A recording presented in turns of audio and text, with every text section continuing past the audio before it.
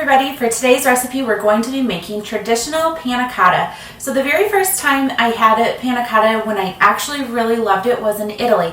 My husband and I went over there and we took a cooking class and they served panna cotta for dessert, and I just thought it was so good. It was so light yet rich, and it just had some wonderful flavor to it. So today I figured I would make it with you guys.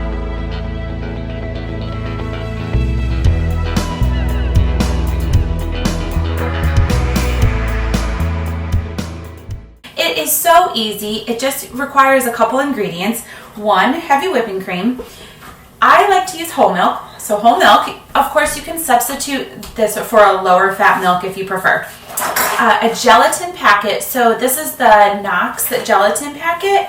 I found this over by the Jellos in like at the baking aisle. I found mine at Walmart. I have some vanilla. And then I like to use some vanilla bean paste. This is optional, but I just really love adding this in. A little pinch of salt, and of course some sugar. So let's go ahead and get started. What I'm going to do first is start with getting the stuff together that goes in my pot first. So what that would be is 1 cup heavy whipping cream. So, okay, put this to the side.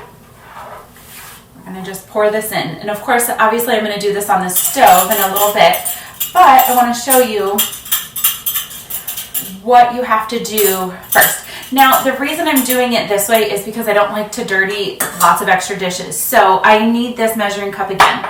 But then in here, I'm going to do 1/2 cup of sugar. This is just white granulated sugar. Just pour it in. And then set this aside. And I did just put my teaspoon measuring away. Let's grab that. We need 1 teaspoon of vanilla. This is just a vanilla extract. Go ahead and put that in there. And then, like I said, I like to add vanilla bean paste. It just adds some really great flavor. Also, it gives your panna cotta a couple specks of the vanilla bean. So I just like to take the bottom of the teaspoon and just grab a little and mix it in. There's really no right amount. I just add a little bit. There we go. Okay. Get that there. Turn my hand off. And then I'm going to just set this over on the stove, and we'll get back to this in a minute. Okay, so now back to over here. I need 1 cup of milk. Again, like I said, I'm using whole milk.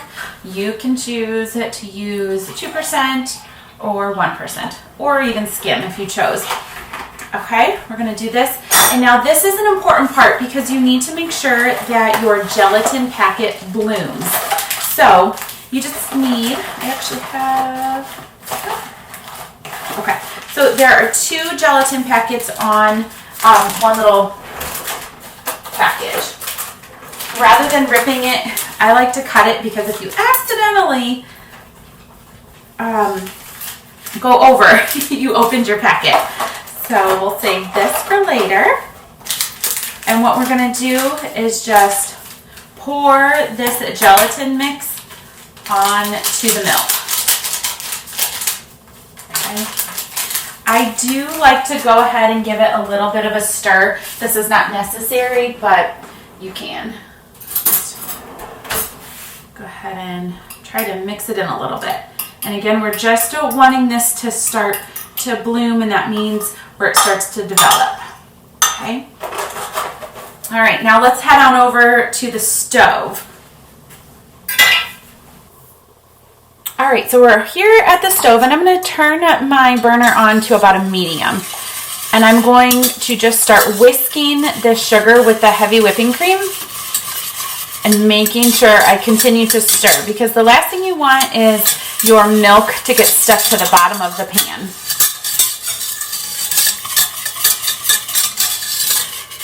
And this will take a couple of minutes. What you want to do is make sure this is nice and warm, because when we pour the milk with gelatin in here, we want this all to combine really nicely.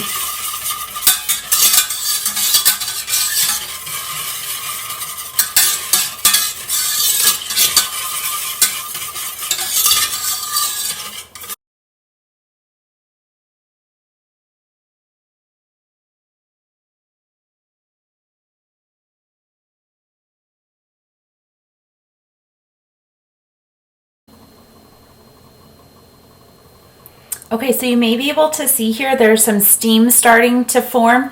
That's perfect. I'm going to let this go for just about 30 more seconds before I add in our milk and gelatin. So we just want this warm because you want everything dissolved. You don't want to be eating panna cotta where you taste granules of sugar.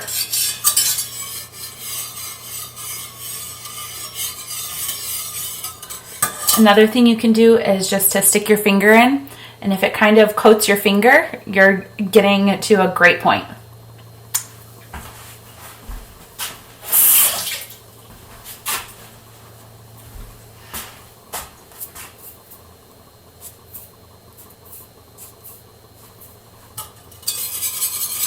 Okay, so before I add in our milk, I'm just going to do a little pinch of kosher salt. And now, so you can see that our gelatin has nicely bloomed. It looks chunky, and that's okay. So what I'm going to do, actually first I'm going to grab a spatula here and try to get all of this gelatin mixture to go down first into the milk. Okay. There we go. Now what I'm going to do is slowly pour this, stirring a lot.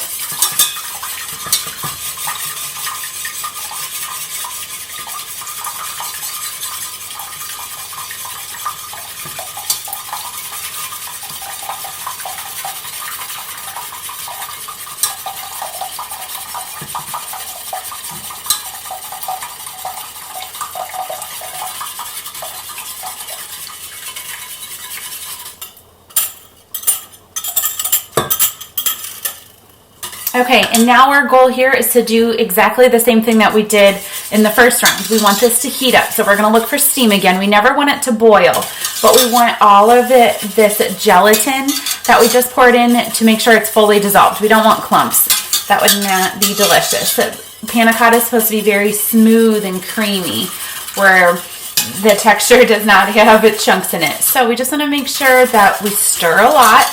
Again, this is actually similar to the way that I make cream of wheat. I stir a lot because otherwise you do end up with chunks, or the milk will scorch to the bottom of the pot in a matter of seconds, and you're like, oh my gosh, now the whole thing's ruined. So, and you don't want a burnt flavor. So I know it's tedious, but it's worth it in the end. So just make sure you keep stirring and really looking for those clumps of gelatin so you can knock them out.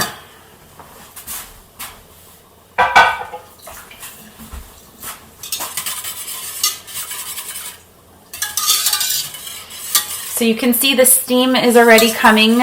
So this is heating up nicely. Again, we're not trying to make it too hot, not scalding or boiling. We just want it nice and warm so everything dissolves. And that's another thing, by stirring frequently is you help reduce the temperature, especially concentrated temperature in one spot on the pot. And I always like to work on a medium to low heat, just because honestly when you're heating up milk, it is very easy to overdo it. It happens so quickly. So rather than having to redo the recipe, I always say slower is better, even if it takes you a couple extra minutes. All right, so let's go ahead and see. So it's still very loose. That's okay. We're going to let it go just a little longer.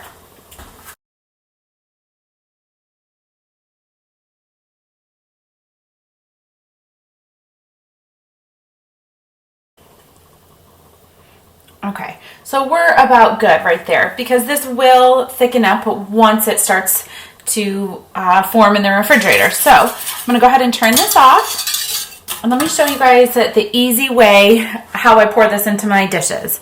Let's move over to the island. Okay, so we're ready to pour our panna cotta into our little dishes. So these are just actually super cute little raised glasses that I found. I feel like they're dessert glasses. I'm not exactly sure. I bought them at a local thrift store. I pulled out 6 of them. It always depends. I'm not sure how many I need every single time. Typically it's about 5, but watch, I'll need an extra one this time. So I already have my panna cotta over here, and I always keep a rag available because sometimes it's easy to make a mess. So a little tip for making this easy to pour into there rather than going like this, because I know I'll make a mess. I washed out my 2-cup measuring cup, and I'm just going to pour this into here. Got a little extra. I'll come back for that in a second. And now all I do, so first off, a really easy thing to do is if you took a baking sheet or a jelly roll sheet and placed all of these cups onto that, then it's easy to transport. But I know I don't have enough room in my refrigerator, so that's why I'm going to leave them like this and just move each cup one by one. So we're going to go ahead and pour, filling a little more than halfway about. Ooh, I really see this vanilla bean. It just looks so pretty. It's like little speckled, so you know the vanilla flavor is definitely there. And then once I have all these poured, these will go into the refrigerator and just chill for several hours. You want it to definitely be firm, kind of like a Jell-O texture. And it'll be so good for dinner. So if you're going to make panna cotta, I definitely recommend making it in the morning and then letting it chill in the refrigerator all day until evening. I'm going to rinse these 2 cups out real quick. I only use these cups for special desserts like this. Okay. So there was a little bit of dust on them. All right. Let's see here. Dry it off. Okay.